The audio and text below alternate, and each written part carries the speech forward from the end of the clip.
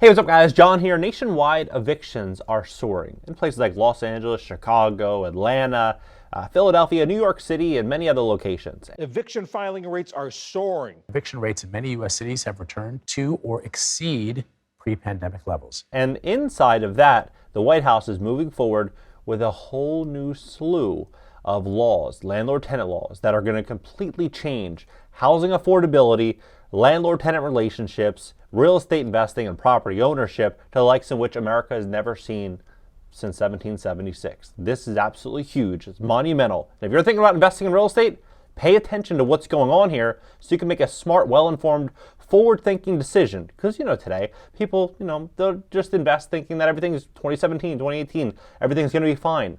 When in reality, if you look at the facts, you really pay close attention, nothing is as it seems. Please hit the like button. When you hit the like button, YouTube will share this content to educate more people about what's really going on in the real estate market. And if you want to fix your credit, you want to position yourself for the greatest wealth transfer of all time, we would love to help you at my company, GreatCreditFast.com.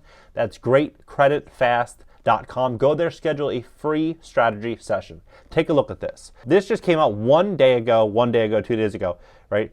Look at how bad this is. The predicted eviction tsunami hits Los Angeles. Eviction filings surpassed pre-pandemic levels in some parts of Northern Virginia.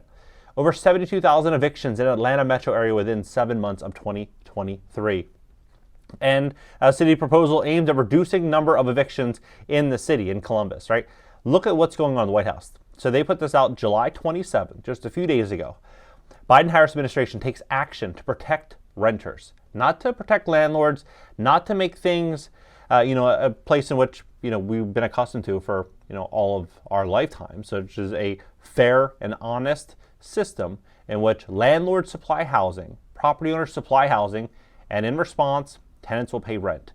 Well, nowadays, things are very, very, very expensive. And the mainstream media, a lot of large institutions are pointing the finger, saying the problem is landlords and property owners. Let's face it, car insurance is skyrocketing, property taxes skyrocketing, property insurance skyrocketing, food costs, gasoline, everything is increasing. And why? Well, when costs rise, it's pushed to the consumer. And when the everyday American pays 30 to 40 to 50% of their gross income in one specific area, which is rent, it's their easiest target. And property owners, property ownership, and land rights are more important than ever. They're targeting this for a specific reason.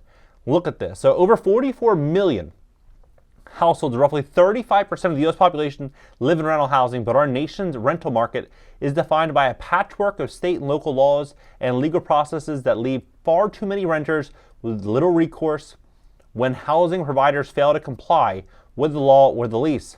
President Biden believes every American deserves access to safe, accessible, and affordable housing. Well, it's great to believe that. It's great to believe that.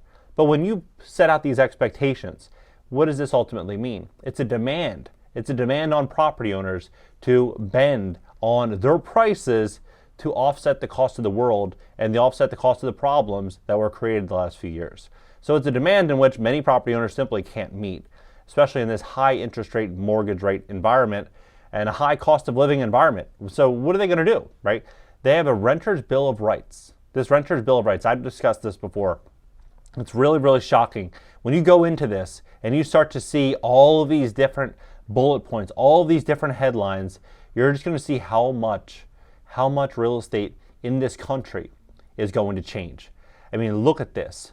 So reflecting the blueprint of Renter's Bill of Rights, which outlines principles and best practices at the federal, state, and local level that would strengthen tenant protections and increase fairness in the rental market. Well, today, the Biden-Harris administration is building on this framework and announcing a series of new concrete actions to protect renters, which include ensuring all renters have an opportunity to address incorrect tenant screening reports. Now, you might see that and be like, okay, that's good. But when you actually look at this, their screening reports, what they want is this guidance communicates the administration's expectation to inform renters of what information on their screening reports is responsible for their application being denied. So the landlord has to put it in writing while they're denying the tenant. So what does that do? It exposes the landlord to potentially legal problems, right? They're going to say, well, you were evicted before. You have a repossession in your credit report. your credit score is 580, right, or 620. We're really looking for 700 borrowers. Oh, are you discriminating me on my credit score, right? Could that be a lawsuit? Seriously, this is where things are actually going. Providing new funding to support tenants' organizing efforts. So they're going to fund tenants to organize. So you think about that. If you own a fourplex, maybe you own a fiveplex, you have one tenant that's not paying rent, and that tenant's knocking on the other 3 or 4 or 5 doors saying, you know what, John, this guy, he's charging me too much money in rent. Like, we shouldn't pay this. We shouldn't pay $1,500 a month. We should pay $1,000. We should pay $800. And so we need to go on strike. And so what does John do? Well, John either has to come out of pocket and pay the mortgage or cave, right? Or cave. Or, what are the options? Sell the property. Like, he doesn't have many options, right? And so that's the situation that they're putting these landlords in. They're allowing tenants so much power and so much authority over property owners. And the thing is, whether you are pro-tenant or you're pro-landlord, at the end of the day, if you're in business, you have to sell a product or service at market value, at what a price point at which people are willing to pay for it, right? And if someone were to come to you and say, hey, I know it cost you $1,000 to provide this, but I want you to give it to me for $800, and this is your business, what are you going to do? You're going to go out of business, right? Plain and simple, you're going to go out of business. And what I think is very likely happening here is a massive target on landlords to push these landlords out of business so big corporations can take over. That's what I personally think. Now, a lot of people might not think that. A lot of people might say, John, no, if all these landlords go out of business, the world's going to be a better place because what we're going to have is lower rents and lower housing costs, and the world's going to be more fair and just. Look at Facebook advertising, for example. Advertising a business online 5 years ago, 8 years ago, it was super cheap to get in front of consumers. Really, really inexpensive to grow and scale your business. Now it's really expensive. Like, how? What are their costs? Right? Their cost bases are basically zero. The same thing would happen if they're buying up all these properties. Think they're going to keep rents low? No, they're not going to know any of these tenants' names. They'll be tenant number 167492. That's it. They're not going to know you by first name, last name. And that's exactly what I think is going to happen. They're going to start moving more and more and more of these mom and pop landlords out of business, and they're going to start acquiring all these properties. And they're doing it because what they're doing is really convincing the general public that property owners are the problem. And it just couldn't be further from the truth. Ensuring that renters are giving fair notice in advance of eviction, right? So what this looks like is, and they're also funding tenant education to educate them on their newfound rights. Providing more time for tenants to avoid evictions, HUD is committed to issuing a notice of proposed rulemaking that would require that tenants of public housing and properties with project-based rental assistance receive a written notice at least 30 days prior to lease termination for non-payment of rent. The proposed rule would curtail preventable and unnecessary evictions by providing tenants time and information to help address non-payment violations. I mean, why not just pay the rent on time? If you can't pay the rent on time, tenant should move out, or the tenant should have a conversation with the landlord. Landlord shouldn't have to suffer without payment to then notify the tenant that, hey, you're already in violation. The tenant should know that.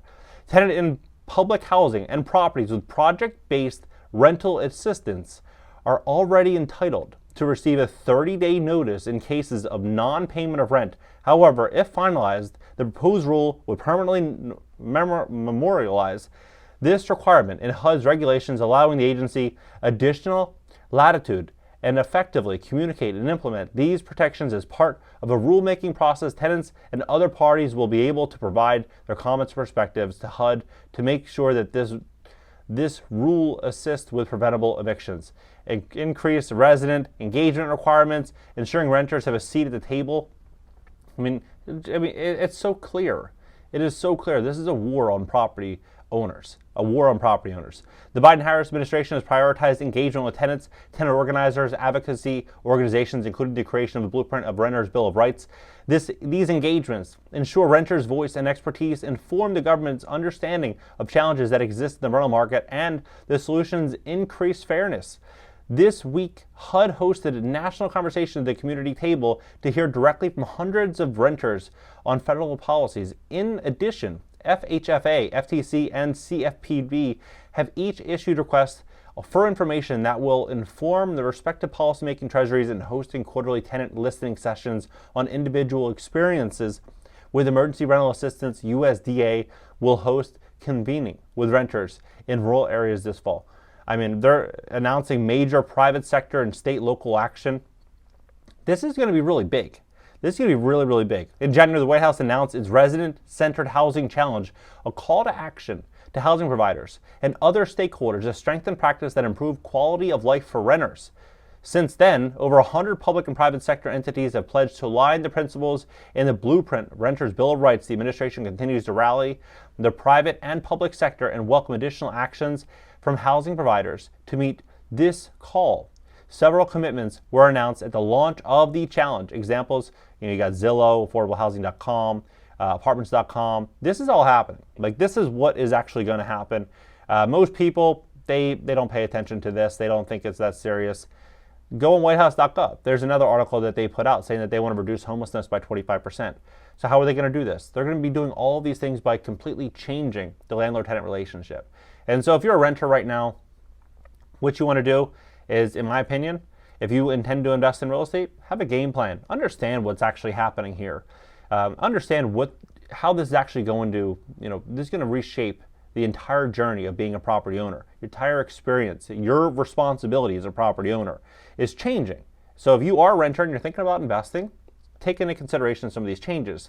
If you are a mom and pop investor, maybe you own a duplex or triplex or fourplex, you have to ask yourself, am I living in a market in which is going to allow me to have a little bit more flexibility, or am I living in a market in which is going to make it much, much more challenging? For example, Los Angeles, San Francisco, New York City, these markets are more challenging for landlords. And so what I think is going to happen here is I think that these changes are going to be happening nationwide, but I think in some markets it's going to be a lot more extreme, and in other markets it's going to be more bearable. So I think what we're going to start to see here is a lot of property transferring over the coming couple years.